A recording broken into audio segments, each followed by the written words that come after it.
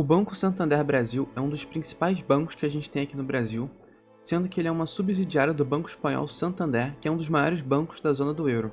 Vamos falar um pouco desse setor de bancos, um dos setores perenes que o Bar se destaca no Best e que tem passado por muitas mudanças com a chegada dos bancos virtuais como o Nubank.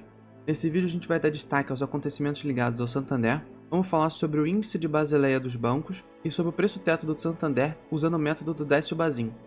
Começando com o preço da ação, quando a gente observa esse gráfico, a gente consegue ver que o preço da ação está bem lateralizado entre R$12 e às vezes chega próximo de R$15. No momento, ele está mais próximo das máximas do que das mínimas, então talvez esperar um pouco mais possa ser melhor.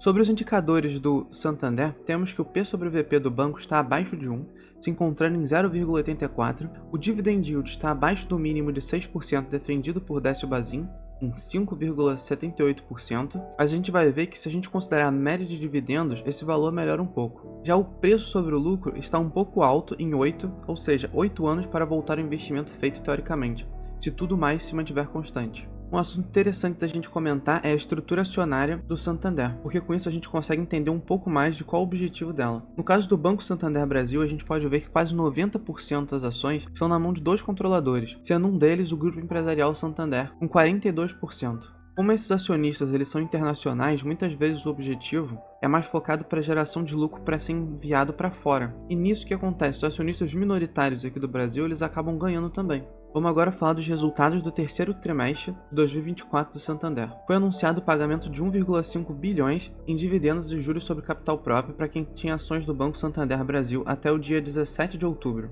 No caso das ações ordinárias, que terminam com 3, o valor pago por ação será de 0,16 centavos. Nos resultados do terceiro trimestre de 2024, o Banco Santander ele teve um lucro de 3,66 bilhões no terceiro trimestre. E quando a gente compara esse valor com o mesmo período de 2023, podemos perceber uma alta de 34,3%. O banco ele pretende dobrar sua atuação no segmento de pequenas e médias empresas, mas ele também alerta para os riscos de inadimplência por conta dos altos juros que estão atualmente acima de 10%. De acordo com o CEO do Santander, o Mário Leão, as alocações de capital elas vão ser feitas de forma mais clínica e disciplinada, trocando capital para negócios com mais rentabilidade. Além disso, por mais que os resultados tenham sido positivos, o CEO ele ainda complementa dizendo que eles pretendem chegar a 20% de ROI, isso através de mais disciplina de alocação e disciplina de execução.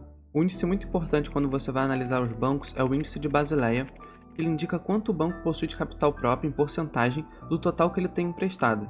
Vamos supor então que seja 14% de Basileia e o banco emprestou R$100, então apenas R$14 que são próprios do banco. Até o segundo trimestre, o índice de Basileia médio estava em 15,17%, valor que foi mantido ao longo dos anos nessa faixa. Nos bancos, esse índice consegue mostrar um pouco do risco de crédito que o banco tem. No caso do Banco Santander, podemos observar que seu índice de Basileia é de 14,28%, que é um pouco abaixo da média, junto com o Banco do Brasil, enquanto o Bradesco e os demais estão um pouco acima da média.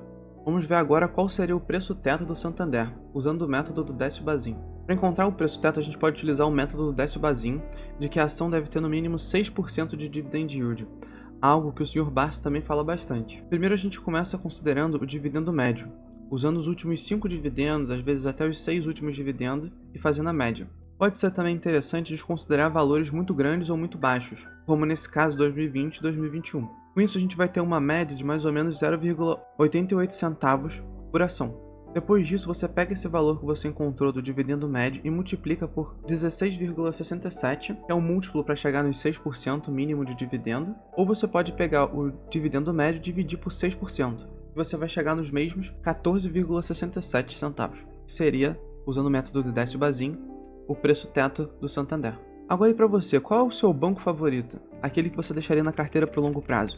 Deixa aqui nos comentários. Se você gostou desse vídeo, não esqueça de deixar um like e compartilhar para esse vídeo chegar a cada vez mais pessoas. Para mais vídeos como esse, se inscreva no canal. É isso, valeu, falou!